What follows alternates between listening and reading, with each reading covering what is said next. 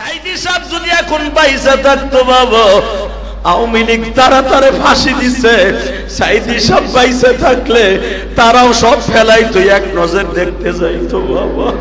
মনে রাখতে হবে, এমনি এমনি সাইদের দেখতে যাইতো না। সাইদির বাড়ি তোমরা তো যাও নাই, আমি বহুতবার গেছি, আমি জানি। গত 3 দিন আগে সাইদের পোলা মাসুদ সাইদি আমার পাশে বইয়া বয়ান শুনছে, তোমরা দেখছো। মাসুদ সাইদি যখন শুনছে, আমি বলছি শহীদ দিলওয়ার হোসেন সাইদি পোলাটা হাঁসের বাচ্চার মতো লাফায়ার কান্দে, বুঝাইতে চাইছে আদি ভাই 13টা বছর বাপ হইয়া ডাকতে পারি। আব্বা ইন্তেকালের 1 মাস আগে আমাদের সাথে দেখা করলো। যেদিন আব্বারে মাইরা ফেলবে তার 2 দিন আগে আব্বার সাথে দেখা করলো। আব্বা জীবনের শেষ বিদায় নিয়ে যাবে, আব্বা বুঝতে পেরেছে। আব্বা আমারে বলে, মাসুদ রে তোর মায়েরে দেখা রাখিস বাবা।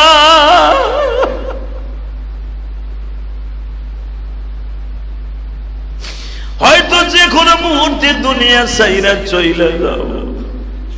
আমি জানি লক্ষ লক্ষ মুরিদ আমি সাইদির আছে, তাদের সামনে আর কোনোদিন আমি তাফসীর করতে পারবো না। আমার হয়তো জেলখানার থেকেই তোরা লাশটা লয়ে যাবে, কিন্তু দোয়া করি আল্লাহ পারে যত কষ্টই দেখ, কবরের পারে যেন কষ্ট না দেয়। এই জায়গায় তুমি আর আমি যদি হইতাম, কি বলতাম? বাড়ি গাড়ি পয়সা কি জামিনের ব্যবস্থা করতে পারলি না? মাসুদ বলে, যতবারই আব্বা জানের সাথে দেখা করতে যাইতাম, জেলখানার সামনে দাঁড়াইলি আব্বা বলতো, দোয়া করিস দুনিয়ার জীবনে যত কষ্ট পাই না কেন, দুঃখ নাই, কবরে যায় যেন কষ্ট না পাই। দুনিয়ায় তো বিপদে বললে, বাপ যদি অসুস্থ হয় পোলা লইয়া হসপিটালে যায়, পোলা না থাকলে ভাইয়ের বেটারা হসপিটালে লইয়া যায়। কবরে যদি অসুস্থ হয়ে যায়, ওইখানে দেখবার মতো কেউ নেই। কে বা হবে সঙ্গে তোমার মরণ? বিশ্বনবী বলেন এই কবিতাগুলো, এটা আমার বাপের বানানো না। কে বা হবে সঙ্গে তোমার মরণ, কে বা হবে সঙ্গে তোমার কবরে, কে বা হবে সঙ্গে তোমার মিজানে, কে বা হবে সঙ্গে তোমার পলসুরতে। আল্লাহ তুমি মাফ কইরা দাও আমাকে, তুমি মাফ না করলে মাফ কে বলো করিবে। বাজানরে ভালো করে বুঝবেন, হাসান বসরি রহমাতুল্লাহ আলাইহি এত বড় একজন বুজুর্গ, যিনি হলেন সাহাবীদের রক্তের ধারাদার অন্তরে, দুনিয়ার সব ওলির কর্ণধর তিনি। রাতের অন্ধকারে স্বপ্নে দেখাইতেছে, হাসান রে অমক গ্রামের অমন একজন মানুষের জানাজায় তুমি কালকে যাইবা। ওই জায়গায় যাইতে 3 দিন সময় লাগবো। কয়দিন? জোরে কন, আরো জোরে। এটা কি বাংলাদেশ? এ কি এই ডিজিটাল যুগ? হেলিকপ্টার নিয়ে গেলাম, 10 ঘন্টার সময় 1 ঘন্টায় কভার। বিমান নিয়ে গেলাম, 6 মাসের রাস্তা 6 ঘন্টায় কভার। কথা কর না কেন? আগে বাংলাদেশ থেকে হজ করতে যাইতে 6 মাস লাগতো। কয় মাস? জাহাজে যাইতে কয় মাস লাগতো? 6 মাস। আর এখন 6 ঘন্টা। বুঝলাম, বছর পার হয়ে যেত হজ করতে। হাসান বসরি রহমাতুল্লাহ আলাইহি যাইতে 3 দিন সময় লাগবে। লোকটার জানাজায় যাইতে হবে। হাসান বসরি জিগাইতে জিগাইতে যায়, ভাই অমুক গ্রাম কোন জায়গায়, অমুক জেলার অমুক গ্রাম কোথায়? সবাই বলে এখান থেকে গহীন জঙ্গলের ভিতরে গ্রামটা যান। যাইয়া গ্রামের মানুষকে জিজ্ঞেস করে, আপনারা বলেন তো দেখি অমুক ব্যক্তির বাড়িটা কোথায়? বলে কেন? লোকটা বলে মারা গেছে। কি লোকটা মারা গেছে? সে তো উল্লেখযোগ্য মানুষ না, এটা সাধারণ মানুষ মারা গেছে। তাহলে আপনি 3 দিনের রাস্তা অতিক্রম করে আইসের লোকটার জানাজা পড়াইতে। সুবহানাল্লাহ বললেন না? হাসান বসরি বললেন, আমারে তোমরা চিনো কিনা জানি না, আমি কিন্তু রাসূলের বংশের মানুষ হাসান বসরি।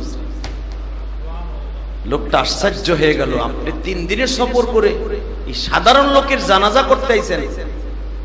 এর লেগেই তো লাশ দাফন করা হচ্ছে না। লোকটা তো বেশি সুবিধাজনক না, সে তো কোনো বড় বুজুর্গ না, সে আমাকে এলাকারই মানুষ। যার কাছে জিজ্ঞেস করে, এলাকার ইমাম সাহেবরে জিজ্ঞেস করছে। হাসান বসরি যখন এলাকায় ঢুকছে, আরে ভাই মদিনা শরীফের ইমাম সাহেব যদি আপনাকে সরাইলের খেলার মাঠে আসে কোনোদিন ইমামতি করতে, কোন আপনারা কেমন লাগবে? ওই দিনকার কাজ ও বাদ সব বাদ, অন্তত মদিনার ইমাম সাহেব একটু দেখতে হইবে।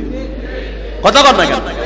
মদিনায় যে দেখতে পারবো না, খেলার মাঠে আইতে না দেখে কি এর ব্যবসা করবো? খুব ব্যাপা, ঠিক না বেটি?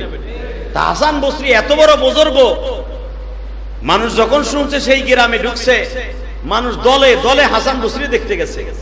যাই ইমাম সাহেবরা জিজ্ঞেস করতে, হুজুর বুঝলাম না, এই লাশটা তো তার গ্রামের মানুষরা রেখে দিছে, শুনছে যে একজন লোক আসতেছে, তার একজন আত্মীয় 3 দিনের রাস্তায় থাকে, তার অপেক্ষায় রেখে দিছি যে 3 দিন পরে জানাজা হইব, কিন্তু আপনার জন্য যে রেখে দিছি এটা তোমরা জানতাম না।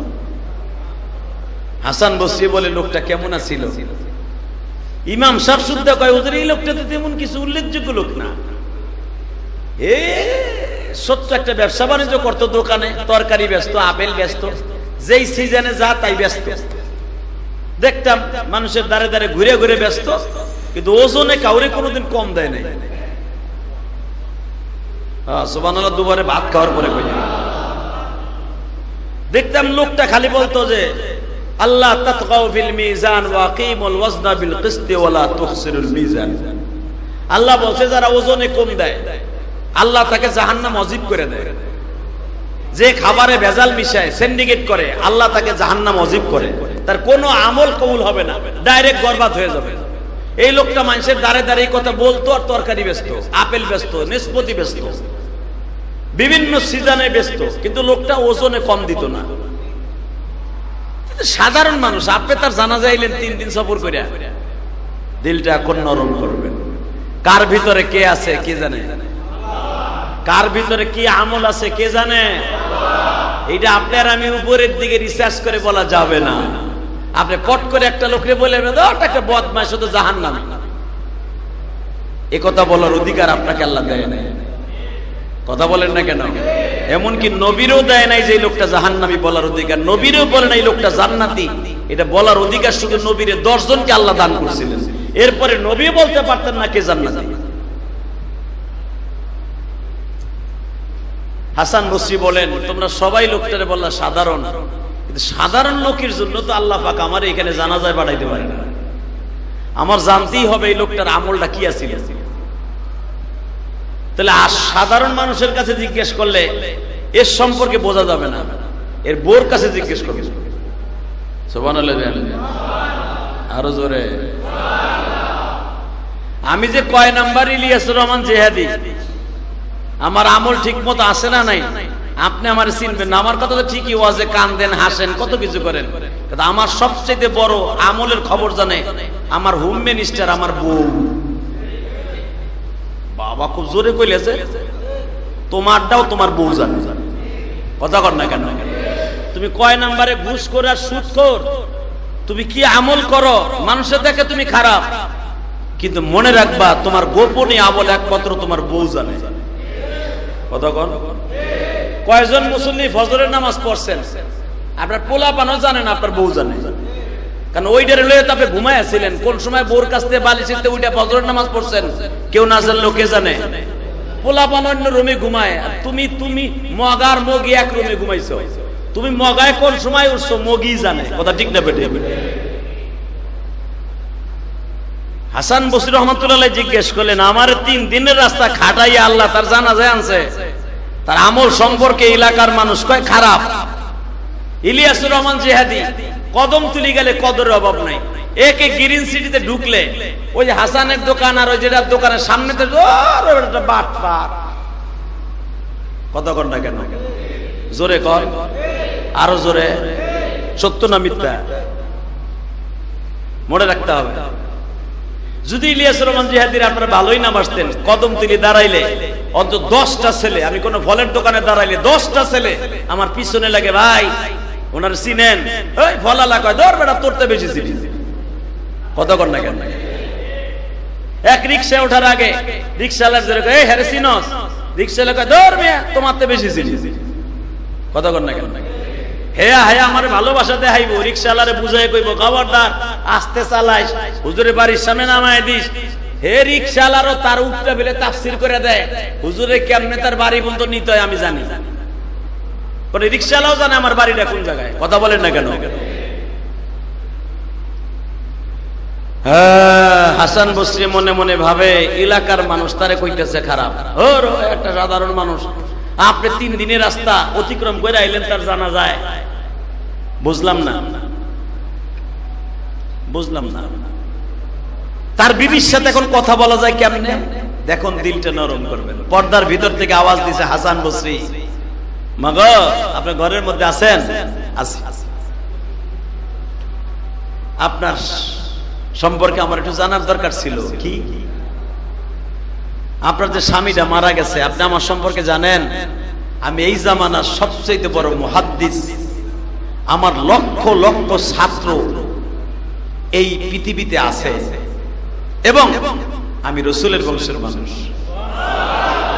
মাগো পরিচয়টা দিতাম না, পরিচয় দিলে ভিতরে একটু গরম গরম ভাব আসে। কিন্তু মা, আমি কেন দিছি পরিচয়টা? আপনার স্বামী সম্পর্কে আমি একটু তদন্ত করবো, এই জন্য দিলাম, যেন আপনি ভুল তথ্য দিবেন না। সবার কাছে মিথ্যা কথা বললো, আমার কাছে বলবেন না, এই জন্য আমি আমার পরিচয়টা দিলাম, আমি রাসূলের বংশের মানুষ। মহিলাটা ঘরের মধ্যে থেকে বোরকা পরিধান করে বলে, হুজুর আপনি আমার স্বামীর জানাজায় আসছেন, আমি শুনছি,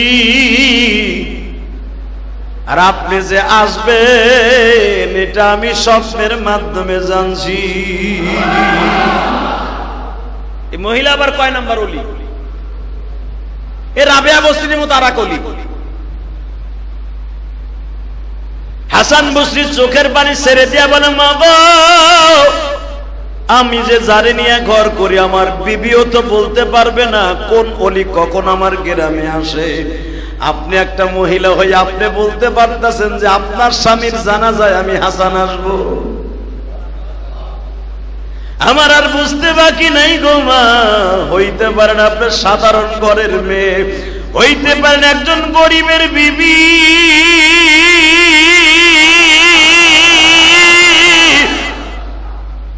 কিন্তু আপনার আমল আমার মাওলার কাছে প্রতিনিয়ত প্রতিদিন কবুল হবে। আমি একটু জানতে চাই গো মা, পৃথিবীতে যত মানুষের জানাজা আমি করলাম, কারো জানাজায় যাওয়ার জন্য আদেশ করলো না। তোমার স্বামীর নাম সুনাম বেশি নাই, এই গ্রামের মধ্যে সবাই বলে সাধারণ মানুষ।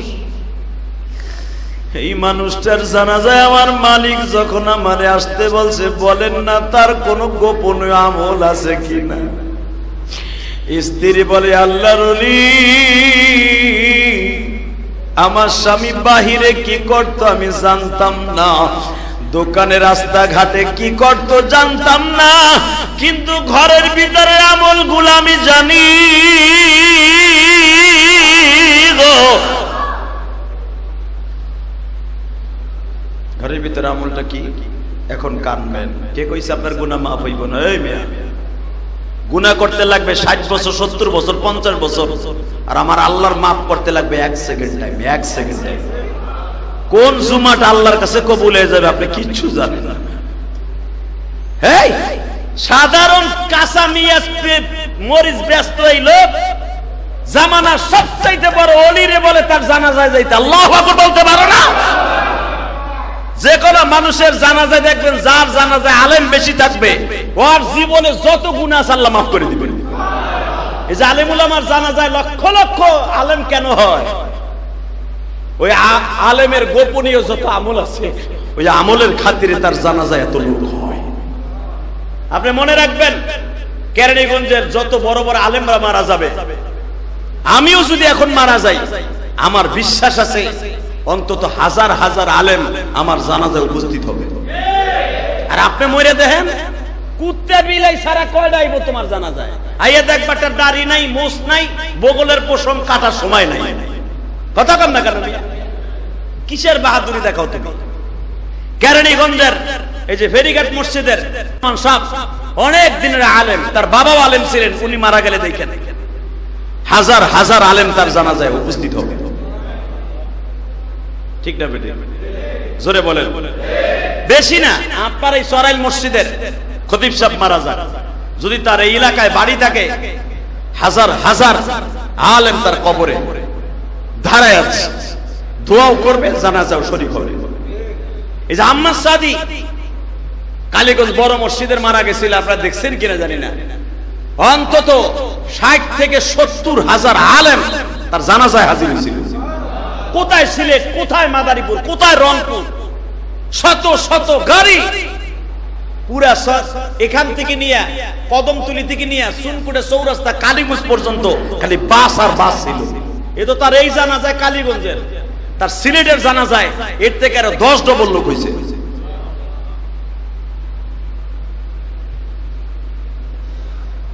হাসান বসরি জিজ্ঞেস করে, একটা কথা জিজ্ঞেস করি, ঘরের আমলটা কি ছিল বলেন তো?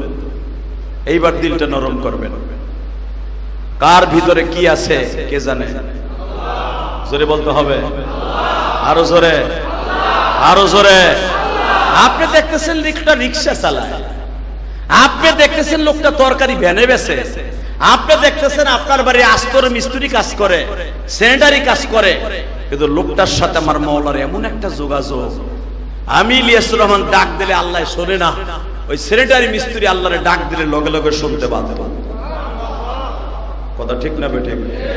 জ্বলন্ত প্রমাণ। হাসান বসরির মতো রসুলের বংশের মানুষকে 3 দিনের রাস্তা সফর করে জানাজায় আসতে বলে স্বয়ং রসুল।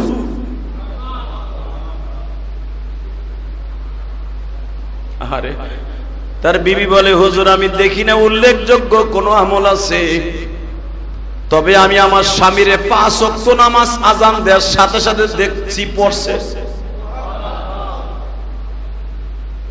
আর একটা আমল করছে আমার মনে পড়ছে, মৃত্যুর আগ পর্যন্ত আমার মাবুদের কোরআনরে হাতে নিত, তারপরে কোরআন হাতে নিয়ে প্রথম বুকে লাগাইতো। তরকারি যেই পালা দিয়া মাপতো আর ব্যস্ত, ওই পালাটারে ধুইয়া মুইসা রাইখা দিয়া বলতো, বিবিরে রাখো। ঘরের মধ্যে ঢুইকেই কোরআন শরীফটা উপরের থেকে নামাইতো।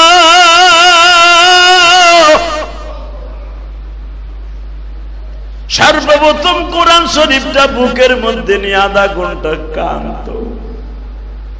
হালাকি আমি জানতাম আমার স্বামী কোরআন শরীফ পড়তে পারে না,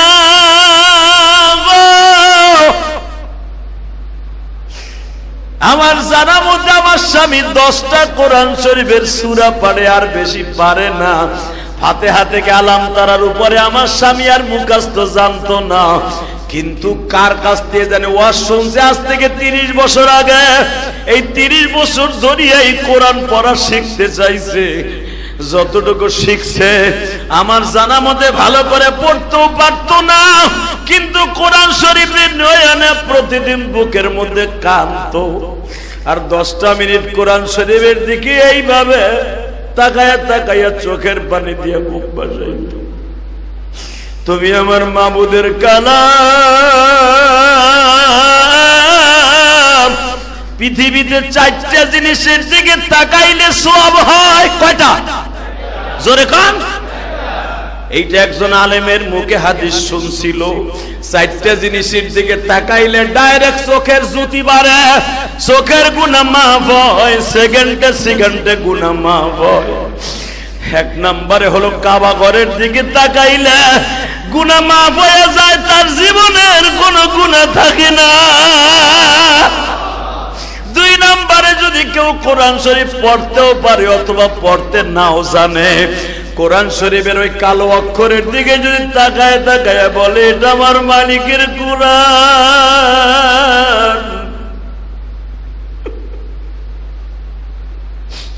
কিয়ামতের আগে বলে এই কোরআন শরীফের একটা অক্ষরও দুনিয়ায় থাকবে না। ওয়ারাতিলিল কুরআনা তারতিলা খায়রুকুম মান তাআল্লামাল কুরআনা ওয়া আল্লামা। পৃথিবীর সবচাইতে বড় ইলমের নাম হলো কোরআন শরীফের ইলম। এইটা ভাবিয়া যদি কেউ কোরআন শরীফের দিকে তাকায় থাকে, আমার আল্লাহ বলেন তুই পড়তে পারোস না, গরিব ছিলি, মা বাবা তোরে পড়ায় নাই, কিন্তু আমার কোরআনের প্রেম তোর অন্তরে আছে।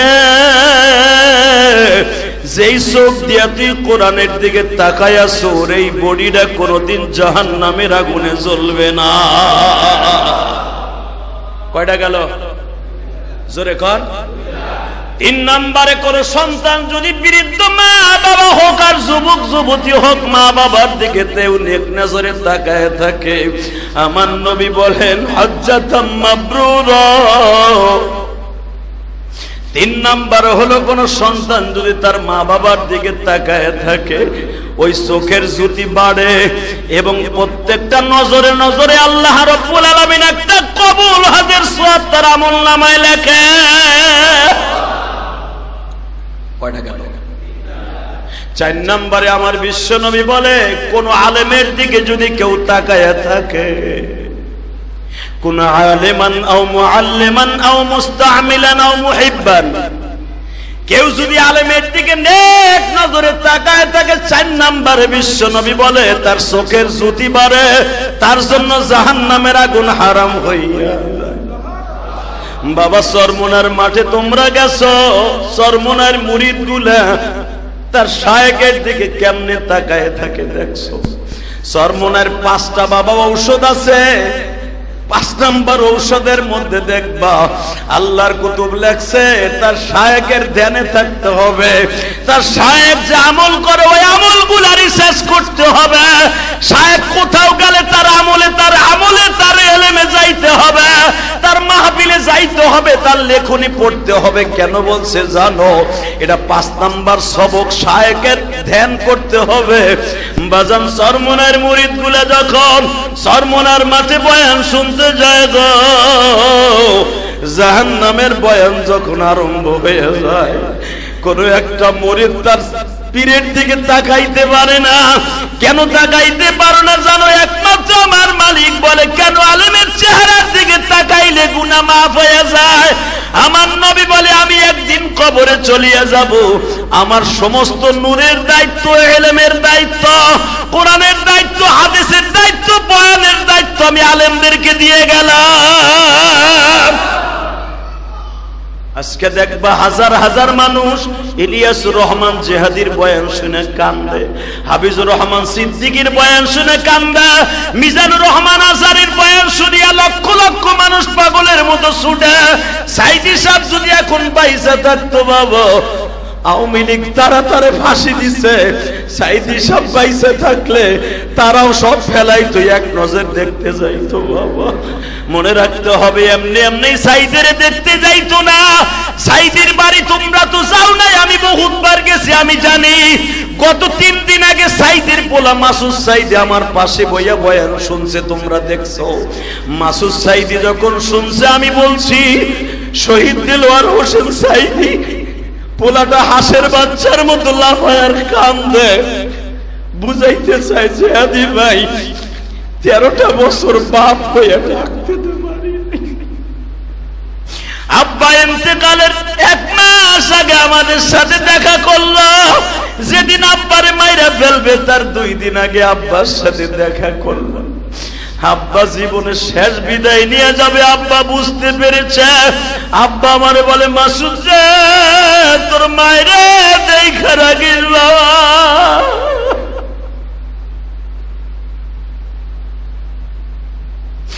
হয়তো যে কোনো মুহূর্তে দুনিয়া ছাইরা চইলা যাও। আমি জানি লক্ষ লক্ষ মুরিদ আমি সাইদির আছে, তাদের সামনে আর কোনোদিন আমি তাফসীর করতে পারবো না। আমার হয়তো জেলখানার থেকেই তোরা লাশটা লয়ে যাও, কিন্তু দোয়া করি আল্লাহ পারে যত কষ্টই দেখ, কবরের পারে যেন কষ্ট না দেয়। এই জায়গায় তুমি আর আমি যদি হইতাম কি বলতাম, বাড়ি গাড়ি পয়সা কি জামিনের ব্যবস্থা করতে পারলি না।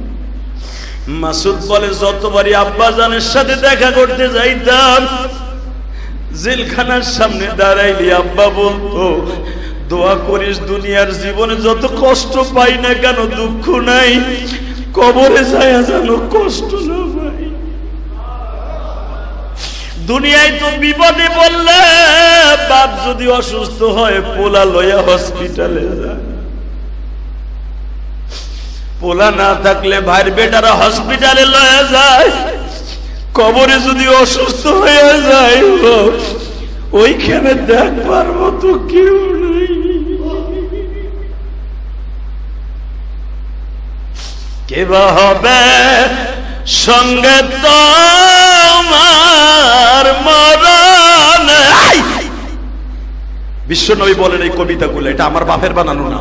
কে বা হবে সঙ্গে তোমার মরণ, কে বা হবে সঙ্গে তোমার কবরে, কে বা হবে সঙ্গে তোমার মিজানে, কে বা হবে সঙ্গে তোমার ফুলসুরতে।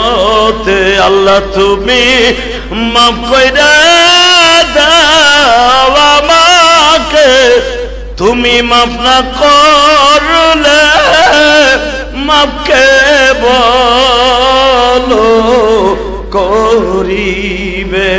বাজান রে হাসান বসরি যেই লোকটার জানাজায় গেছে, ওই লোকটা কোরআন শরীফ খুইলাই কথাগুলাই বলতো, মালিক এই কোরআন তোমার গো মালিক। যখন ব্যবসা বাণিজ্যে থাকি তোমার কোরআন রে বুকে নিয়ে আদর করতে পারি না গো, এখন বাসায় আসছি তোমার বুকে নিয়ে আদর করতেছি। আমি জানি আমি ঠিক মতো কোরআন শরীফ পড়তে পারি না। আমার স্বামী এই কথাটা বইলেই কোরআনে বুকে নিয়ে কান্ত, কোরআনের চেহারার দিকে তাকাইয়া খুইলা খুইলা পাতাটা এইভাবে ডলত, আর চোখের মধ্যে দিয়া কবির সুরাতে চোখের পানি দিয়া কোরআন শরীফের পাতাগুলা ভিজাইতো। আল্লাহর ওলি আর বুঝতে বাকি নাই গো। আমার আল্লাহ যে বলছে, বান্দা দুনিয়ায় 4টা জিনিস চোখ দিয়ে দেখলেই গুনাহ মাফ। 1 নম্বরে কাবা ঘর দেখলে গুনাহ মাফ, 2 নম্বরে মা বাবার দিকে দেখলে গুনাহ মাফ, 3 নম্বরে কোরআন শরীফের দিকে দেখলে গুনাহ মাফ, 4 নম্বরে আলেমের চেহারা দেখলেই গুনাহ মাফ। এই লোকটা মসজিদে যাইয়া ওয়াজের মাঠে বইয়া 1টা সেকেন্ডের জন্য আলেমের নজর ছাড়া চোখটা সরাইতো না। এই গরিব মানুষটা ওয়াজে যায় আলেমের দিকে এইভাবে তাকায়া থাকতো। কারণ মনে রাখবেন, আলেম যতই খারাপ হোক, আলেমের অন্তরে আছে আমার রসুলের হাদিস, আলেমের মনের মধ্যে আছে বাবা একমাত্র রসুলের হাদিস আর কোরআন। যদি কেউ নবীর কথা মনে করে আলেমের চেহারার দিকে তাকায়া থাকে, বিশ্ব নবী বলে, মান আকরামা আলিমান কাআন্নামা আকরামানি, মান আহাব্বা আলিমান কাআন্নামা হাব্বানি। যে ব্যক্তি আলেমকে সম্মান করলো, সে যেন আমি নবীরে সম্মান করলো। জোরে জোরে জোরে জোরে, আরো জোরে। তো সাতক্ষীরার যে কুলাঙ্গার চেয়ারম্যান একজন আলেমকে চটকানি দিতে চাইলো, মনে রাখতে হবে ওর বংশের ভিতরে একটা আলেম আছে কিনা আমি জানি না। কথা কন না কেন জোরে? আর যাদের জন্মের মধ্যে ভেজাল, এরাই আলেম ওলামার পুচ্ছ রটনা করে। কথা বলেন না কেন? হইতে পারে তার মায়ের পরকিয়ার ফসল ওই পোলা, ওই মেয়ে, অথবা তার বাবার পরকিয়ার ফসল অবস্থা নাপাক অবস্থায় হয়তো ওরে জন্ম দিয়েছে। এটা আমি বলি নাই, ডাইরেক্ট কোরআন শরীফের কথা। এই মুসলমানের পোলা আমার বিশ্ব নবীকে যে গালি দিয়েছিল, বলছিল মুহাম্মদ, ওটা আমি বলতে পারবো না। উতুল্লিম বাদা যালিকা জানিম, কোরআনে আল্লাহ বলেন এই জিনাকারিনীর সন্তান, তুই আমার নবীর জিনাকার বলে গালি দিস। আমার নবী জারজ না, তুই জারজ। আল্লাহু আকবার বলতে পারলেন না? কারণ আমি আল্লাহ এতদিন গোপন রেখেছিলাম, তোর মা তোর চাচার সাথে পরকিয়া করে, ওই পরকিয়ার প্রোটেকশনে তোর জন্ম। উতুল্লিম বাদা যালিকা জানিম, ডাইরেক্ট আল্লাহ কোরআন আয়াত দিয়ে বললেন বিশ্ব নবীকে, ও আপনাকে গালি দিয়েছে, আমি আল্লাহ উত্তর দিলাম ও হলো জারজ। এই আয়াতের সূত্রে বোঝা যায় যে আলেম ওলামার দিকে তাকায়া, কোন নজরে তাকায় আলেম ওলামারে গালি দেয়, মনে রাখবেন ওর জন্মের কোথাও না কোথাও ভেজাল আছে। এটা আমি বলি নাই, কোরআন শরীফের কথা, হাদিসের কথা। আল্লাহ রাব্বুল আলামিন আমাদের বুঝে বুঝে আমল করার তৌফিক দান করুন। জোরে করে আমিন। আরো জোরে। মনে রাখবেন আল্লাহ সব কিছু মাফ করে দিবেন, সব কিছু। নামাজ পড়েন নাই জীবনে, মাফ করে দিবে। ঘুষ খান নাই, খাইছেন, মাফ করে দিবে। সুদ খাইছেন, যদি সুদের টাকা হক যেতে পরিমাণ সুদ খাইছেন, ঘুষ খাইছেন, ভালো হওয়ার ইচ্ছা যদি থাকে, ওই পরিমাণ টাকা কোন মসজিদে নয় মাদ্রাসায় দান করে দিলেন। ইমাম সাহেবের কাছে দিয়ে বললেন, হুজুর আমার এই টাকাটা দিয়া মাদ্রাসার এতিমখানার ছাত্রদের পায়খানা প্রস্রাবখানায় লাগাবেন। কোন এতিমখানার কোন সুদ আর ঘুষের টাকা কোন মাদ্রাসার ছেলেদের বোর্ডিং এ লাগানো যাবে না, এটা হারাম। এটা বোঝেন না আমার কথা? সুদের টাকা, ঘুষের টাকা, হারাম কোন টাকা মাদ্রাসা মসজিদের কোন ভালো কাজে লাগানো যায় নাই। লাগাইলে যে লাগাবে ও গুনাহগার, আর যে যাইটা শুনে দিল ও বেঈমান হয়ে যাবে। সুদ ঘুষের টাকা কত খাইছেন একটা আন্দাজ করবেন, আমার জীবনে কত টাকা সুদ খাইছি। এখানে আমি যদি জিজ্ঞেস করি 95% মানুষ ব্যাংকে টাকা রাখেন, রাখেন না? ব্যাংকে টাকা রাখেন। এই যে ইলিয়াস রহমান জিহাদি ব্যাংকে টাকা রাখছি, বুকে থাবুর দিয়ে বলতে পারি, ওখানে লেখা আছে নো ইন্টারেস্ট। কোটি টাকাও যদি রাখি, ওখানে লেখা আছে আমি 1 টাকা সুদ নেব না। আমার টাকা নিয়ে বাইতুল মালে রাখতে হয়। ব্যাংক রাসূলের যুগে ছিল, ওটাকে ছিল বাইতুল মাল, আর এখন থেকে ব্যাংক। লেখা যদি আপনার ফরমে থাকে নো ইন্টারেস্ট, আপনার টাকা দিয়ে যদি তারা খায়, এটা তাদের ব্যাপার। কিন্তু আপনি যে লেখা দিয়েছেন নো ইন্টারেস্ট, আমি 1 টাকা নিব না, বরঞ্চ কারেন্ট অ্যাকাউন্ট আমার এখান থেকে প্রতি মাসে 1000 টাকা, প্রতি বছরে 1000 টাকা কাটবেন, আপনার জন্য জায়েজ। সুদের গুণ আপনার অ্যাকাউন্টে ঢুকবে না। আলহামদুলিল্লাহ বলেন। এইভাবে কয়জনে লেখেন, কোন চাঁদ লেহে দিয়ে আসেন। 2 কোটি টাকা রাখলে আপনার হিসাব থাকে মাসে আমার অন্তত 50,000 টাকা তাইব। এই নিয়ত করে তো রাখেন। এত বড় কোরবানি কে দিবেন যে 2 কোটি টাকায় আমার 40,000 টাকা মাসে সুদ দেবে সরকার? এটা আমি না নিয়া বাস আমি লিখে দিয়ে আসবো নো ইন্টারেস্ট না। এত বড় ইমানদার আপনি হন নাই। আলেম ওলামা সারা গ্যারান্টি সহকারে বলতে পারি, কোন আলেম টাকা ব্যাংকে রাখে, ওখানে লিখে দেয় ফরমে নো ইন্টারেস্ট। কোন ইন্টারেস্ট, কোন সুদ আমরা নিব না, সুদবিহীন। এই মুসলমানের পোলা ভালো করে বুঝেন। এখন যদি এরকম খাইয়া ফেলাইছেন, কি করবেন? এই টাকাগুলো এক জায়গায় করে যে কোনো এক এতিমখানা, মসজিদের না এতিমখানায় দিয়ে আসবেন। হুজুর আমার এই টাকাটা পায়খানা প্রস্রাবে লাগাই দিয়ে। কিসের টাকাটা জানার দরকার নাই।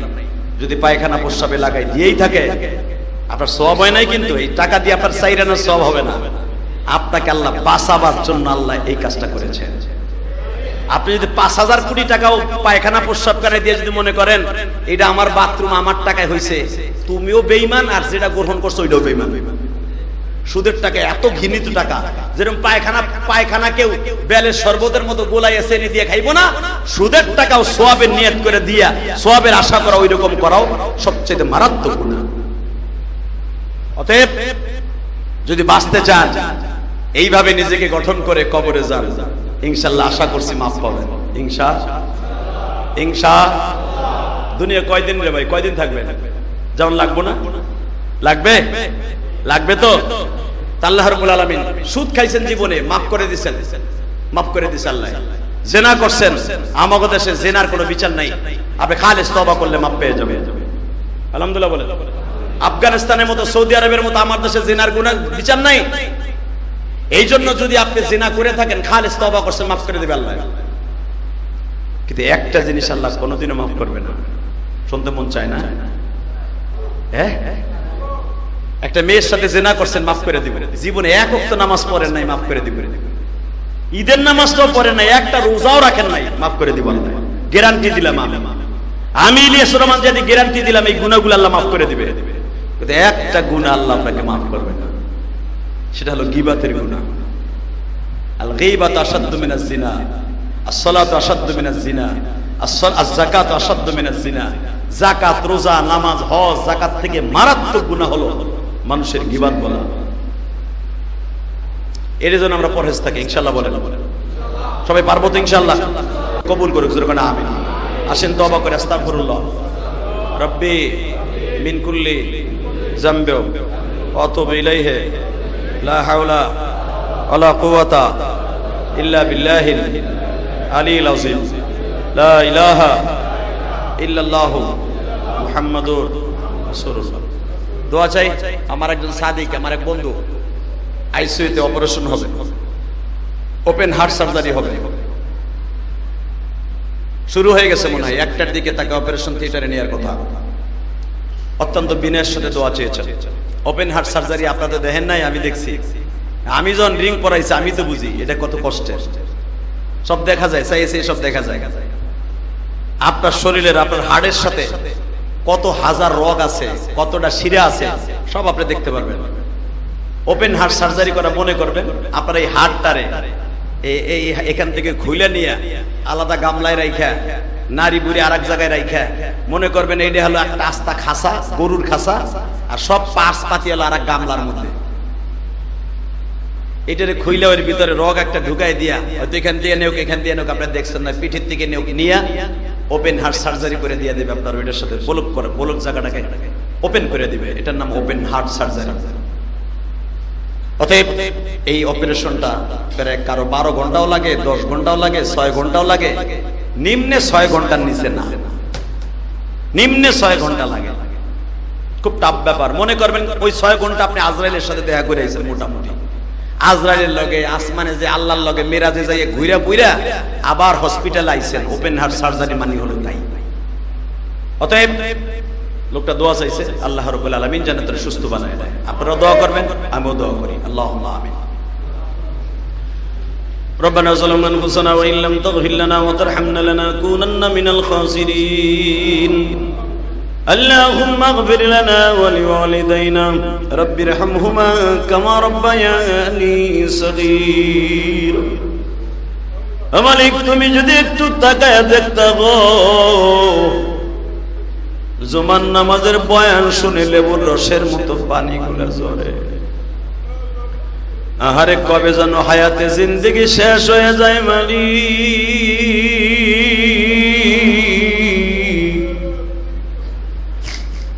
ছেলে মেয়ে পাশে বসে বসে কাঁদবে, কিন্তু বাবারে কোনো উপকার করতে পারে না। ছোট্ট মায়েরা কানবে আর বলতে আমার বাবারে কই লইয়া যাও গো। ছোট্ট নাতিরা বলবে আমার নানারে সাদা পাঞ্জাবি পরাইয়া তোমরা 4 জনে কোথায় লইয়া। আমি কাফনের ভিতর থেকে সব দেখবো, কিন্তু কথা বলতে পারবো না।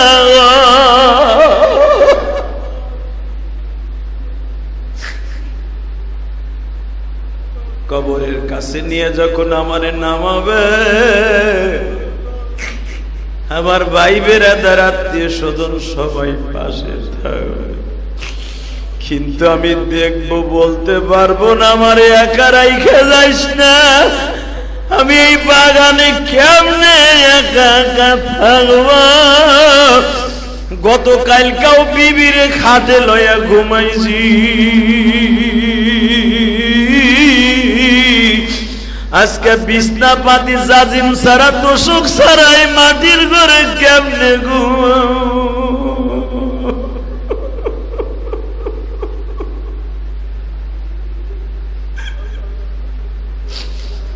আমি চাইয়া চাইয়া দেখবো আর কানবো, কিন্তু আমার কথা কেউ শুনবে না। তুমি মাওলা থাইকো পাশে, তুমি মাওলা থাইকো পাশে, কাউকে লাগবে না। রহমতেরি নজর দিয়া একবার তাকাও না। তোমার বান্দা কান্দে মাওলা মসজিদে বয়া। যুবক, তোমার বান্দা কান্দে মাওলা জুমায় বসিয়া।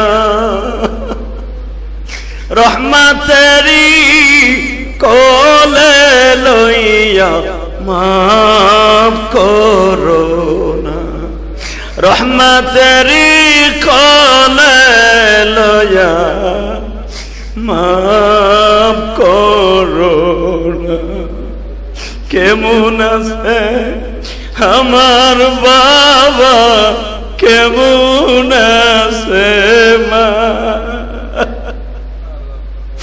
অন্ধকার কবরে মালিক মাফ করো না। আল্লাহ দেখো সন্তানগুলি কান্দে, যেই বাবা একটা তরমুজ কিনে খাওয়াইতে বাবা মনে মনে ভাবত এত টাকা দিয়া তরমুজ কিনলে বাজার করব কি দিয়া। আজকে আমি তরমুজ কিনা খাই বাবা কবরে। আল্লাহ মেহরবানি করে আমাদের বাবা মারে মাফ করে দাও, কবরটা জান্নাতের বাগান বানায় দাও। আল্লাহ দাদা দাদিরে মাফ করে দাও, আল্লাহ নানা নানিরে মাফ করে দাও। আল্লাহ অনেক মা বোন বাসায় বসে হাত তুলে, কারো স্বামী নাই, কারো সন্তান নাই, কারো মা নাই, কারো বাপ নাই। মেহরবানি করে প্রত্যেকের বাবা মায়ের কবরটা জান্নাতের বাগান বানায় দাও। তুমি না কইছো সন্তান যখন কান্দে তোমার খুব মায়া লাগে। আল্লাহ যারা জুমার মসজিদে বয়ে বয়ে কান্দে এদের প্রত্যেকের বাবা মারে মাফ করে দাও, কবরটা জান্নাতের বাগান বানায় দাও। আল্লাহ এই যে 2 দিন আগে তোমার এক বান্দা আমার মসজিদে টাকা দিয়ে গেছে। আল্লাহ মতিঝিল থেকে হোটেল, বিশাল বড় হোটেলের ব্যবসায়ী, আল্লাহ ইকবাল মসজিদে 50,000 টাকা দিয়ে কেঁদে কেঁদে বলে যায়, হুজুর আমার আব্বাসকে দুনিয়ায় নাই। আল্লাহ শরীয়তপুর গোসারাট বাড়ি ইকবালের, মতিঝিল বিশাল বড় একজন ব্যবসায়ী, কানাডায় তার বাড়ি আছে, অস্ট্রেলিয়ায় বাড়ি আছে। আল্লাহ শরীয়তপুর গোসারাট বাড়ি। আল্লাহ ইকবালের বাবাকে তুমি মাফ করে দাও, আর মাকে তুমি কবুল করে নাও। আল্লাহ তোমার এই বান্দিকে কবুল করে নাও। আল্লাহ ইকবালের ব্যবসা বাণিজ্যে বরকত দিয়ে দাও। আরো যারা এই মসজিদ মাসে দান করে তাদের দানগুলো কবুল করে নাও। আল্লাহ আজকে সিরাখানা বোটানিক্যাল গার্ডেন বাড়ি এই জুমার নামাজ পড়তে এসে মিরপুর থেকে। আল্লাহ আমার ভাই দোয়া চাইছে, তার স্ত্রীও আমার বাসায় আসছে। আসার সময় 1000 টাকা দিয়ে বলে আপনার মসজিদে দিলাম, আমার মায়ের জন্য বাবার জন্য দোয়া করেন। আল্লাহ তোমার এই বান্দিকে কবুল করে নাও। আল্লাহ তার সন্তান পরীক্ষা দিচ্ছে, আয়ে পরীক্ষা ভালো রেজাল্ট করার তৌফিক দাও। সারা বাংলাদেশে আমার ভাই বোনেরা পরীক্ষা দিচ্ছে, আল্লাহ এইচএসসি পরীক্ষা, তাদের পরীক্ষা ভালো রেজাল্ট করার তৌফিক দাও। আল্লাহ আমাদের সন্তানগুলো যারা লেখাপড়া করে তাদেরকে কবুল ও মঞ্জুর করে নাও। ওয়া সাল্লাল্লাহু তাআলা আলা খায়রি খালকিহি মুহাম্মাদ ওয়া নূরি আরশি সাইয়্যিদিনা মাহমুদ বিরহমাতিকা।